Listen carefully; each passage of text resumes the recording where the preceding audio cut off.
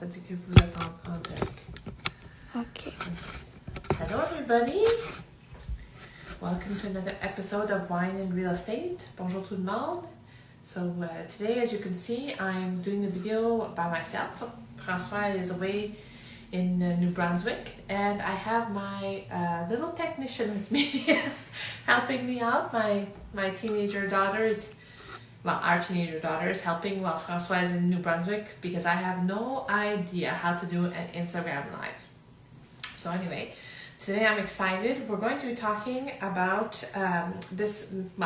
wine and real estate obviously, but this Malbec, which is from Argentina. It's really good, but we actually got it as a gift from Laurel Simmons from the Right Club. And as some of you may already know, she's a wine expert, so that's very exciting. And I'm enjoying this quite a bit. We were saving it for a special occasion, but this is motivation for François to come back. I'm going to drink all the good wine until you come back. So today I'm also talking with Charles. Charles is going to be with us in just a few short moments. And Charles, I'm just looking for his last name, sorry. Charlie. François didn't say what his last name is. I'm so sorry about that, but anyway. So Charlie's going to be talking with us today about mortgages. He's a mortgage broker in the Toronto area. So I'm really looking forward to talking with him about mortgages, real estate investing, and obviously about wine. So we're just going to wait a few minutes for Charlie to get on. I'm just going to double check because my technician isn't quite as good at this as François. Okay, tu ne vois pas?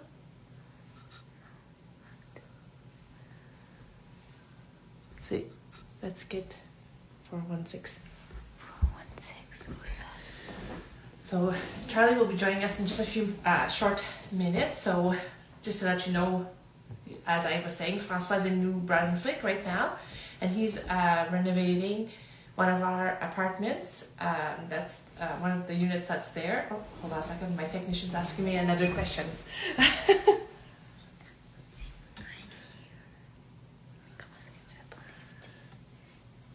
J'ai aucune idée. Ouais. Sorry.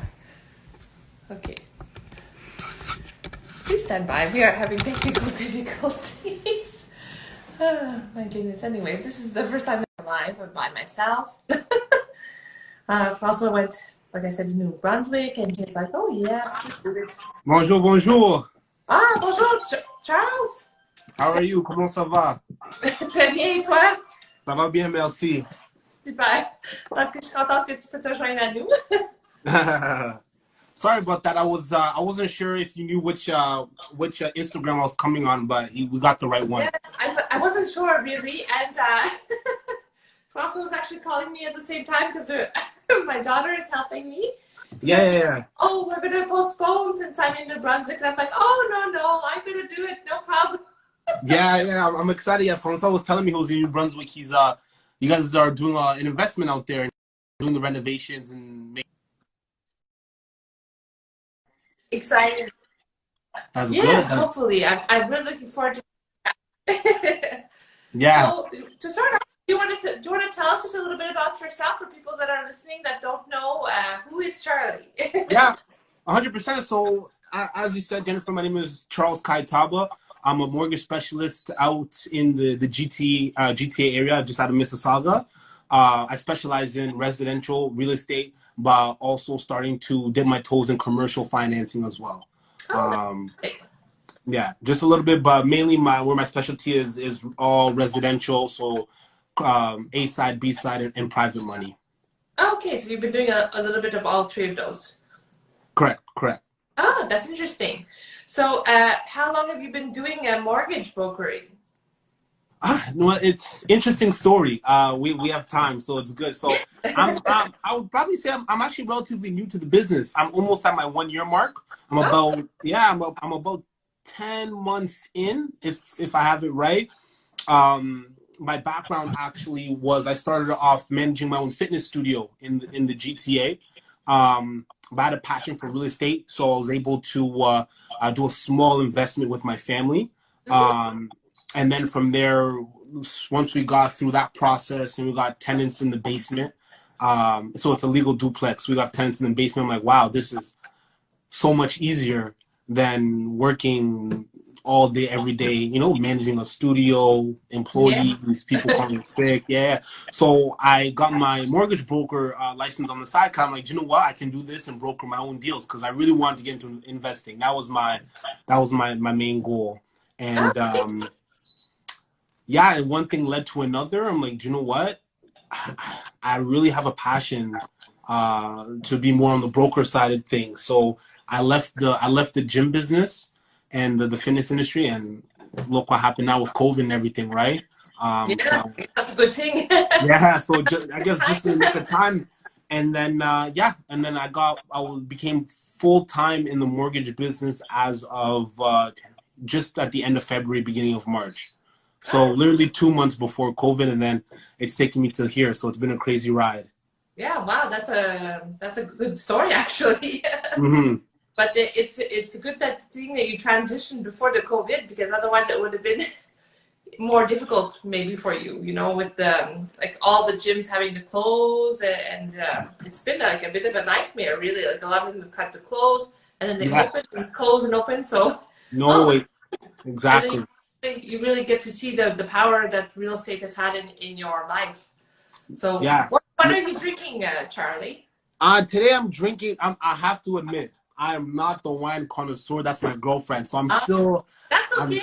I'm still. My palate is still being tested. So this is my favorite. It's a white wine. It's Chilean. It's a Sauvignon Blanc, Santa Carolina.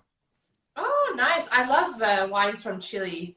I'm not much of a white wine drinker, but I think that it's a good place to start off if you're not much of a wine drinker yourself. Because usually they're a little bit more sweeter than red wine. So no, and that's the thing. Cheers. And that's the thing for me. I think sooner or later I will develop into a red wine, but it's too bitter for me. I'm not there yet. It's like coffee drinkers. They always start off with lots of sugar, and then now I don't take any sugar. And when somebody makes the mistake of putting sugar in my coffee, I'm like, ooh, that's like syrup. Do you know what? That's funny because when I was at the gym, I was a big coffee drinker. Oh, yes. And I put a lot of sweetener in my coffee. I still do a little bit, but so maybe that's why I like yeah, so maybe that's like why I like the white wine then. Well, it makes sense. Yeah. So going back to mortgages, so you say you work with A lenders, B lenders, and private money? Private money as well, correct. And it's mostly residential, you said. Are you starting to work with investors? I guess it kind of ends up coming along a bit eventually, I find. Yeah, no, like 100%, right? Because I feel like at the end of the day, a lot of people who get into real estate, sooner or later, they do want to potentially own a rental property of some sort, right? Because again, they realize the power of real estate, of being able to get the monthly cash flow while still maintaining their full-time job or whatever, and just having extra income, right? So I feel like sooner or later, you do start working with investors. Because as a mortgage broker, let's be honest, that's where the majority of your business is really coming from, I feel like. Because those are the ones who are going to require more of the creative financing, if you want to call it, working with B lenders and private lenders, right? I find that most professionals, you know, salaried employees who they're just going to naturally go to the bank is their first kind of option, right? Out of reflex, go to the big bank, go to TD, go to Scotia to get their mortgage, right? But once you realize, you know, again, being an investor yourself, you can only carry so many homes under your personal debt load before you're going to have to venture off to the B side, maybe to private, etc. And that's where the mortgage broker comes in handy, right? Because we just have a few more options. Yeah, it's great to have the extra options, absolutely, because you always do end up hitting a wall after a few properties. Exactly. So what do you find as working as a mortgage broker? What's the biggest difference between the A lenders and the B lenders for people who are maybe listening that don't really know what that means? Right. So a lender is essentially someone, or A lenders are your big commercial banks. So your big banks. So you have like your RBC, your TD Canada Trust, your Scotia Bank, CIBC, etc. And essentially, they will only lend with individuals who have a certain criteria. So generally, you can already imagine decent, stable income, very little to no debt, right? But obviously, considering the economy that we live in, not everyone can fit in that box, more or less, right? For many reasons. Now, that's where the B lenders come in handy because they're simply able to lend and give you a mortgage or financing on individuals or businesses that most A lenders don't feel comfortable lending on due to, quote unquote, being a higher risk, right? Yes, makes sense. Yeah. And that doesn't necessarily mean you, the person, you don't make enough, right? Like you say, you can make more. You have a six-figure salary, but if you're looking to purchase 4 or 5 homes, that's too much debt load under your personal name, right? So you're gonna have to go to the B side eventually to service that debt load. Yeah, exactly, absolutely.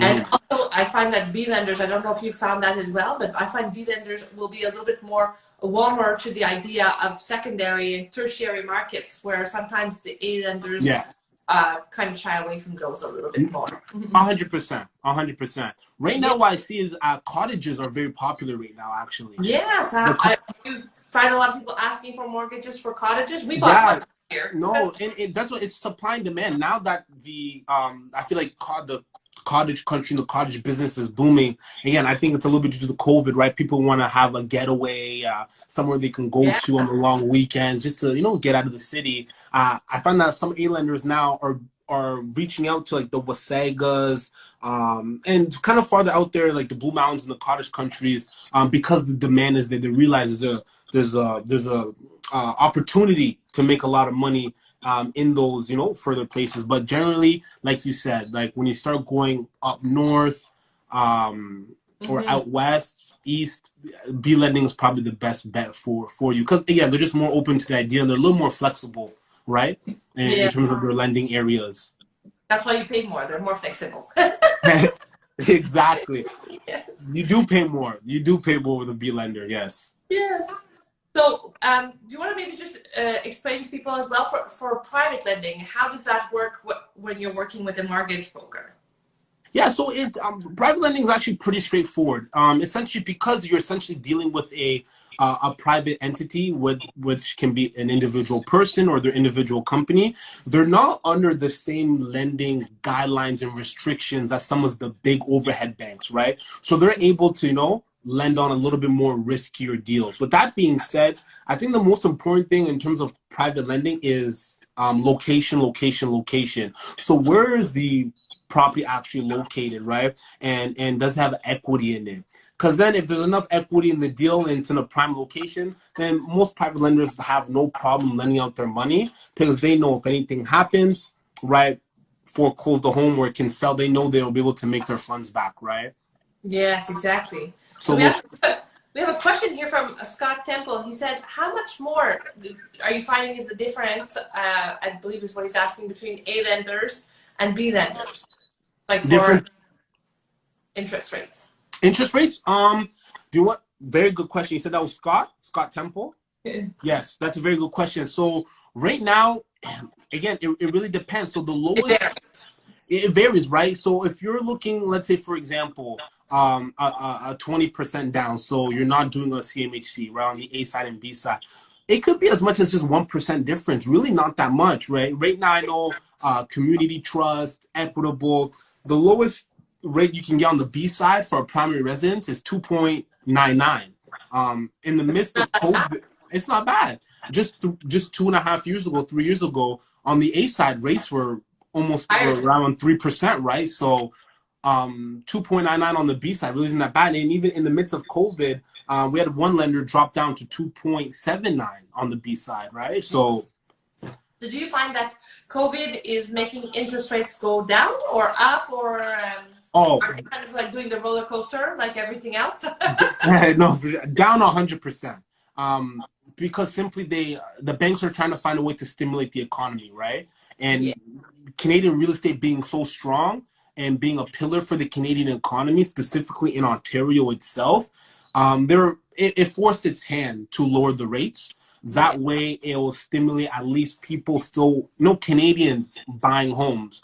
Because again, with the borders being closed, we take away a huge real estate investment population from foreign investors from either south of the border or those coming out of country, right?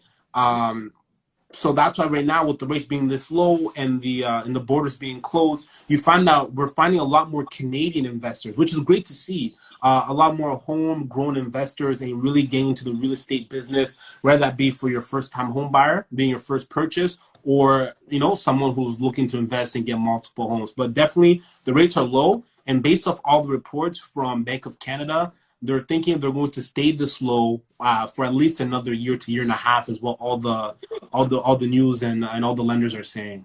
Oh, well, that's good news for investors. Mm-hmm. Scott actually asked another question, or I don't know if maybe I misunderstood the question, but he said, how many points for private lenders? Points as in... like the rate in terms of how much they charge you for private money? Just okay. Again, it depends on the I would say it depends on the transaction. Every transaction is obviously different. Yeah, it varies as well. But right. But I would say exactly. But I'll say I'll give you a range. Generally for a first mortgage, all right, on a private side, you're probably looking anywhere as low as 5.99 to as high as 9.99. Now, with private money, again, they get to control their fees, right? Depending on which private lender you work with. So I would say probably a 3 to 4% lender fee is pretty typical. Yeah, so yeah, 3 to 4% on the actual loan amount, and then on a first private mortgage, again, 5.99 to 8-9%. If it's a second mortgage, then you're looking at higher interest rates, right? You're looking potentially closer to 10 up to 14. Oh, okay, makes sense. And then Timothy Graves asked a question: loan to value for private lending. Do you find that it's typically 80% loan to value, or does it vary as well? It varies a little bit, but you can bet on a minimum of 80%. Like most private lenders won't go higher than 80% LTV because there needs to be equity in the deal, right? Because if there wasn't, then they'll just say like go to the B side or the A side if that was the case, right? And it serves as a blanket of security. So realistically, depending on the deal, you're looking probably no more than 80%. But realistically, again, if it's a purchase, you're looking really 70 to 75%. But there has to be at 20% equity in the property. You won't really find more than that, especially during COVID and the times that we're in. Private lenders really tightened up on their lending. Makes sense. But I guess then the question would be, what do you find is the advantage to going for a private lender, if that would also be the case for an A or B lender? Right. The only reason why you go to a private lender is, for example, you're doing a flip, right? Most banks won't finance a flip, right? Especially if you're someone who, let's say you have a solid team around you and okay, we're going to be in and out of this property, turnaround time, 6 months, right? Then, and you have confidence in your team from start to finish, 6 months is back on the market and you can sell it. Then you want to probably go with a private lender, all right? First mortgage, right? That way you're only paying interest-only payments, so $400, $500, $600, whatever it is a month, depending on obviously the purchase price, for 6 months, and then you're going to sell it right after. And it's an open mortgage, so there's no fees or anything to break, right? So I think private lending is really for the real estate investor, right? Quickness, speed to get in a deal, to lock it up, right? Because again, like there's a lot of competition right now in the market. It's really, really hot, especially in Ottawa. I know that Ottawa is growing. Where I'm from, St. Catharines, originally, it's a booming market. That St. Catharines, Niagara region area. So it's really just to lock up a property. And then obviously, if you need it, if, you fall on hard times, you can use it as a backup plan as well, right? If you're not able to qualify for a mortgage on the B side or something along those lines, whether you may lost your job or whatever the case may be, then you probably want to resort to a private lender if your mortgage is maturing, right? And you need to get into one quickly. Okay, that all makes sense.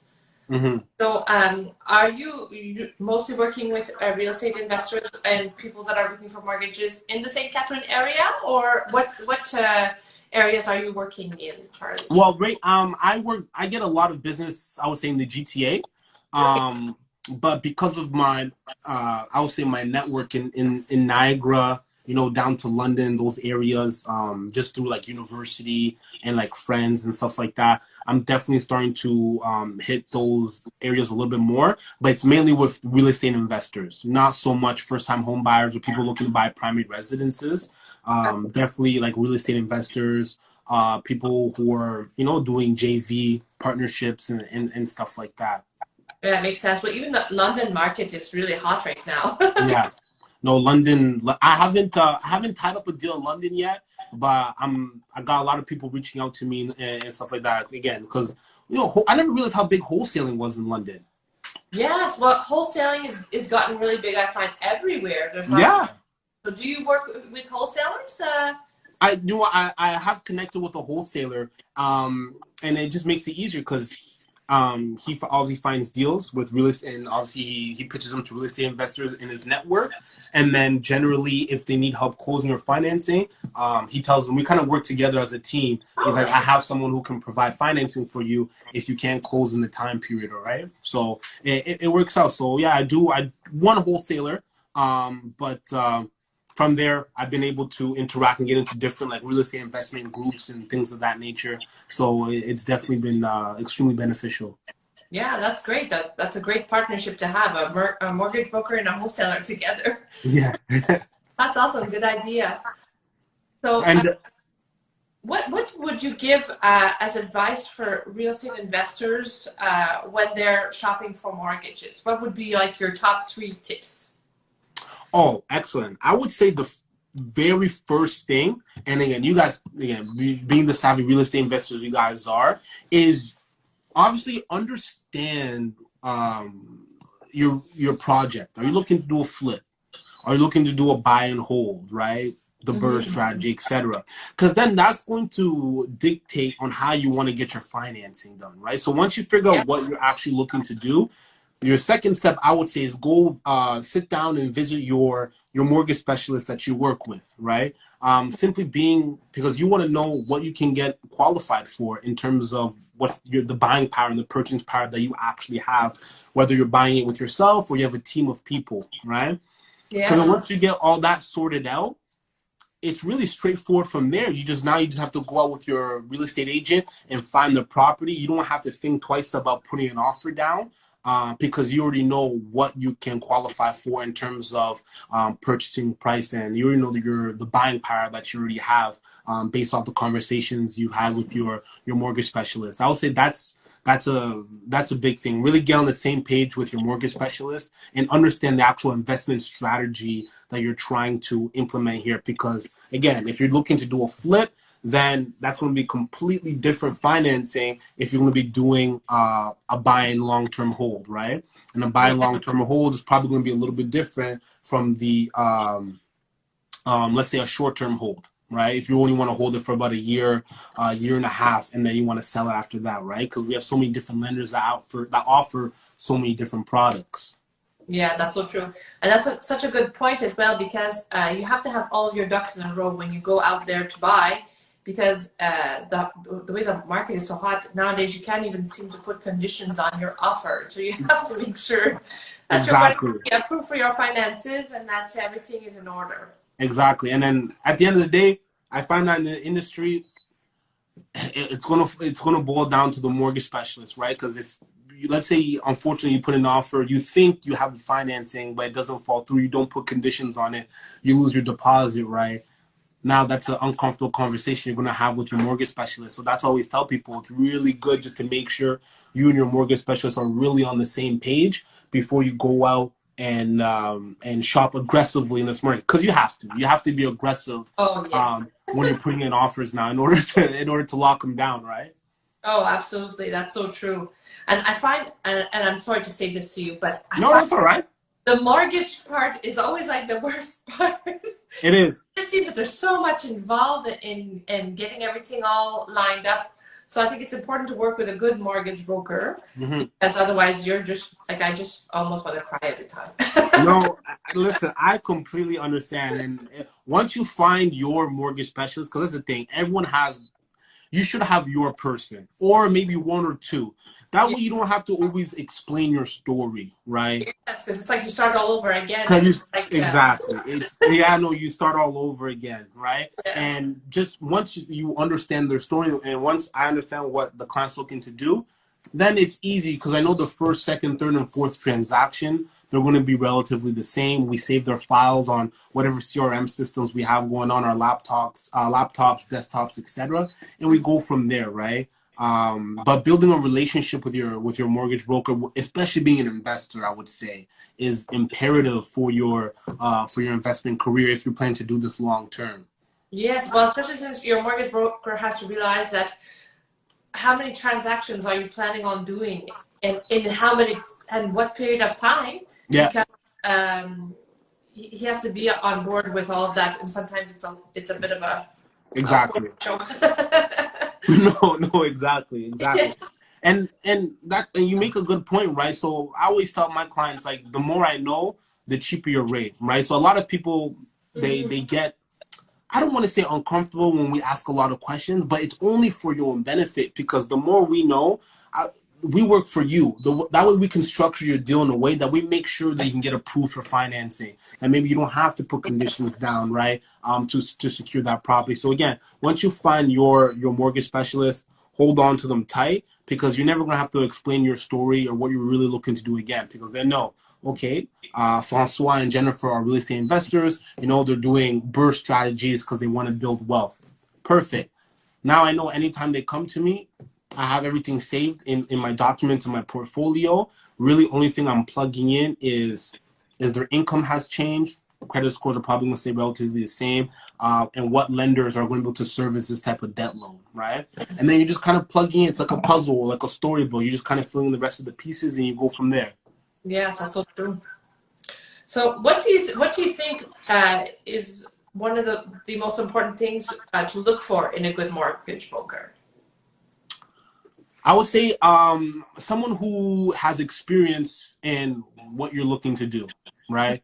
Now, I mean, not all mortgage brokers know all the answers, right? Because again, there's the lending regulations and rules change almost every month, especially in COVID.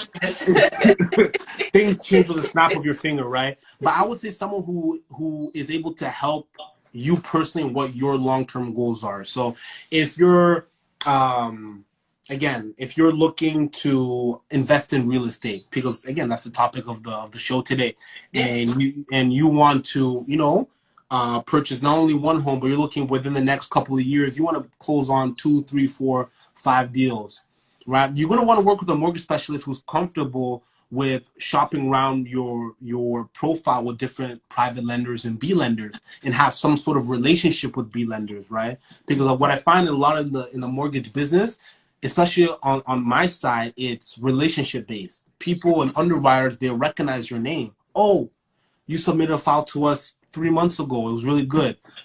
You build the rapport, and it's easier to get files through that way. Once they see your name, you built that relationship, right? So if you're someone who's an investor, you want to work with an investor-based mortgage specialist or someone who has some experience with working with real estate investors.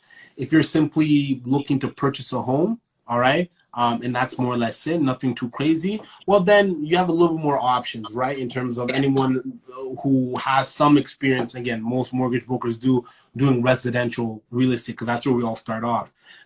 If you're strictly commercial, 5 plexes and up, right? Mm-hmm. Chances are you're going to want to work with someone who has some sort of relationship with all the commercial lenders who work with commercial, and know how to put together a commercial profile or document for you. Yeah, that's so important. Actually, we have another question. Do you work with self-employed investors? And if so, maybe explain a little bit how that works. Yeah, no, 100%. So self-employed income, it screams really one thing. The B side.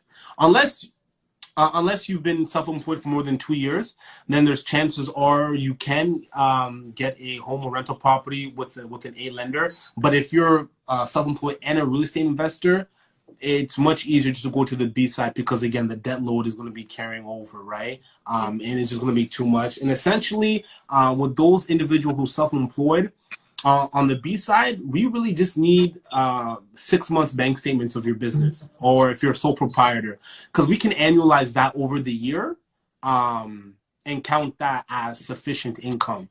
I've seen some lenders looking at 2 years income. Yeah, they won't even look. Yeah, some B lenders will just look at 6 months.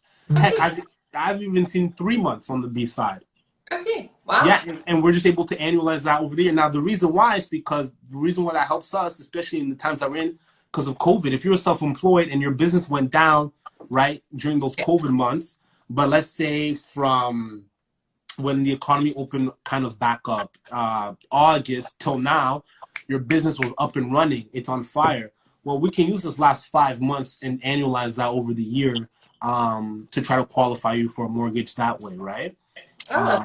So that's the flexibility we have on the B side. And then obviously, though, credit, down payment, those things are really non-negotiable.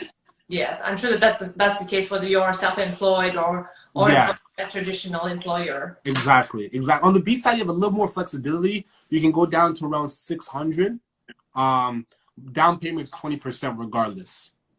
Okay, yeah, that makes sense. Mm-hmm.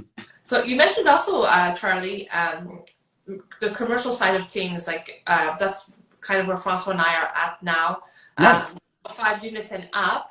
Do you want to maybe just talk a little bit about that? So how does that differ from your traditional residential kind of mortgages? Right. So it's funny. I just hopped off a call. We talked about this. I have an investor who's looking to get out of the residential game and get into more commercial. So what people have to understand is, first of all, commercial is anything over 5plex and up, right? Mm-hmm. And the reason why commercial is so good outside of cash flow and things of that nature is that it actually doesn't go under your personal debt load. Right, it's seen as its own corporate entity, its own business, more or less. Right, okay. So you can buy as much commercial properties as you want, and it will never affect anything you do on the residential side because it's seen as its own separate entity as a business. It doesn't go under your personal name. You kind of mentioned entity. Do you mean that you have to have a corporation? Like, I'm just trying to. Yeah. No, you don't have to have a corporation. But essentially, it is making money, so it's seen as a business. Okay, so that's how the banks are looking at it, as opposed to how they look at a residential. Exactly, because let's say I were to buy a property, it will be under Charles Kayitaba, right? This property, this is the loan that Charles has, right? Mm-hmm. Whereas on the commercial side, it would be let's say the address is 123 Farmers Avenue. Right, it will be 123 Farmers Avenue is making this much money off rent, etc. These are its expenses, right? So they're able to separate the two. So what are the lenders looking for in that kind of case? Are they looking for a certain coverage ratio, or how does that? Well, I would say the banks are really looking at 3 things, right? First thing is the net operating income, right? The NOI. And just to explain that for those who aren't sure what that is, that's simply the revenue of the actual property while you subtract all its expenses, not including the debt load. All right. That's the first thing. And then they're also going to look at the debt service ratios, like you said. That's taking that same net operating income, and that's going to divide that by the total debt service ratio. So your debt load, principal payments plus interest, and generally what they look right now around 1.6, and essentially that's going to tell you that at that income, that property can service about 1.6 times its debt load. Before COVID, it was around 1.2, but obviously again things have tightened up a bit. And then lastly, the capitalization rate, and that's simply the rate of return on the property. That's more so for investors just to see if it's worth the investment or not. Again, that's net operating income subtracted by the asset value. So do you think that banks look at a certain cap rate as well? Like, are they looking at only 8 and up, or? They'll look at all 3 together, right? Okay. But I would say all 3 together to paint a bigger picture. Because obviously the cap rate won't be high if you find a distressed property that hasn't been fully tenanted or anything like that, right? So all of them play a bigger picture in terms of how we show that to the bank. But I would say as an investor, you probably want to look at something around 6 to 8% or higher on the cap rate. Yes, for sure. Absolutely. And do you find that one of those elements has more weight than the others for the lenders? For sure the debt service ratios, right? Because they're gonna simply look at that. If it's below 1.2, that screams that the property is on its way of not being cash flowing. If it's below 1, it's not cash flowing at all, right? So that's a huge liability for them, because they're gonna ask them, why is this property not cash flowing? What's going on? Is there structural issues? Are the tenants not paying rent? Where is the property? Maybe that has a reason to do with it, right? So I would say making sure the debt service coverage ratio is there. I would say that's the most important. But again, it's not the be or end all. They'll definitely look at all three of them together to build a better picture for you. Yes, and I guess if the cap rate is good and there's other considerations, maybe they would consider a 1.5. But I don't know, but I'm just but exactly, and that's where the commercial specialist. So we have a commercial specialist at the office that I work with, and that's where we're able to paint the picture, right? Because at the end of the day, if the net operating income is low, it's going to affect the cap rate, and it's going to affect the debt service ratio, right? So then you have to look into, why is the net operating income low? Well, it's a property in Chatham, let's say, and the owner lives in St. Catharines, completely opposite ends of Ontario. He's not able to make sure the tenants are the building is fully tenanted. He's not making sure the renovations are up to date, and things of that nature. So that's going to affect the income potential of the property. Whereas, like, let's say someone like you and François were to go in and be like, you know what? We're going to do a complete renovation. It's going to be fully tenanted out. We're going to increase the rents because of the new renovation. That's going to bring up the net operating income, thus helping the debt service ratio, hopefully getting that close to a 1.5, 1.6. And then your cap rate's also going to go up as well, right? So I think it's how you put the picture together for the commercial lender, right? So they won't ever just look at one, because one just isn't enough to make a sound decision in terms of, can we lend on this or not? Yeah, that makes sense.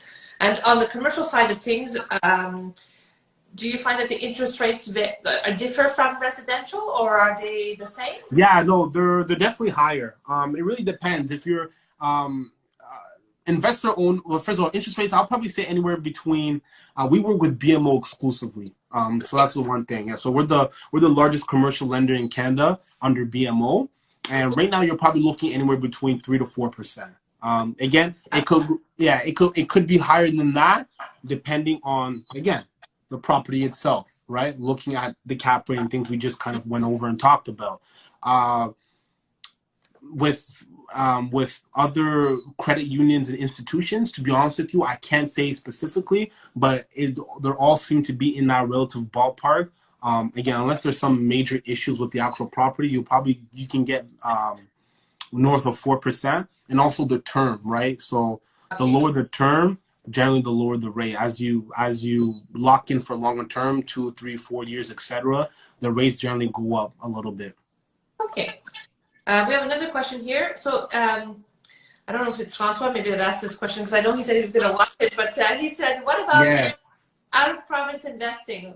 Like for example, François and I investing in New Brunswick. How does that affect the process, or does it? Are there lenders that won't let you invest out of province? No, like most provinces are, again, because we're in Canada, most banks are pretty good.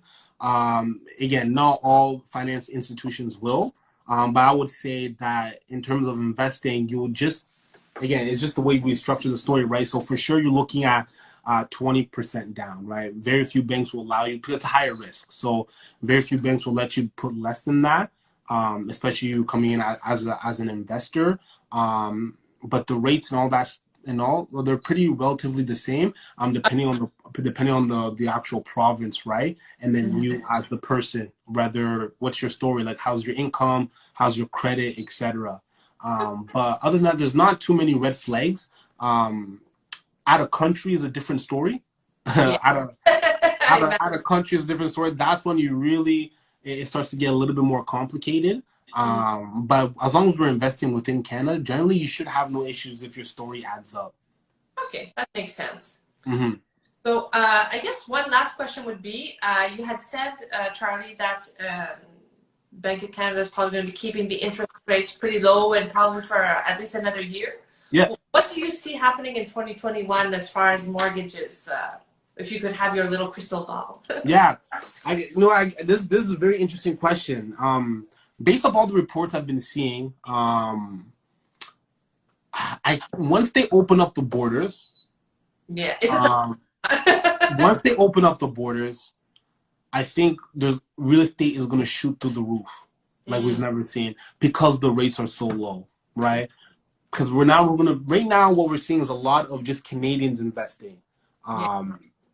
But once we open up those borders, and now we're going to get all the people from across the border, and all our friends and families over in the Asian countries, African countries, etc., coming back in to invest in Canada and the GTA, real estate prices are going to shoot through the roof. And I think to mellow that out, I feel like their hand is almost going to be forced to start raising interest rates back up by the end of 2021. To kind of cool it off a little bit. To cool it off a little bit. No, and that's why I suspect, even though they said, till 2022, 2023, they're looking to keep the rates the same. But I think once they realize, again, they're going to have to open up the economy and the borders eventually. And when that happens, I think there's going to be a good, 6-month period where the market is going to be super hot. Everyone's going to be buying because we have so much investors, so much competition coming back into the market, right? Yeah, that they're going to be more than now, believe it or not.